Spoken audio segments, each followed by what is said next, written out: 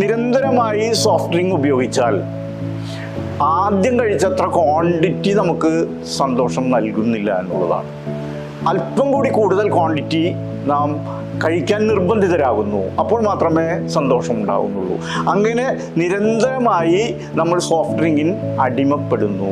ഇത് തന്നെയാണ് വീഡിയോ ഗെയിമിലും കുട്ടികൾ നിരന്തരമായി ഇത് ഉപയോഗിക്കുമ്പോൾ പല രക്ഷിതാക്കളിൽ നിന്നും ഞാൻ സ്ഥിരമായി കേൾക്കുന്നതാണ്, കുട്ടികൾ നിരന്തരമായി മൊബൈൽ ഉപയോഗിക്കുന്നു, നിരന്തരമായി വീഡിയോ ഗെയിമുകൾ കാണുന്നു. ഇതൊരു വല്ലാത്ത പ്രശ്നമാണ്.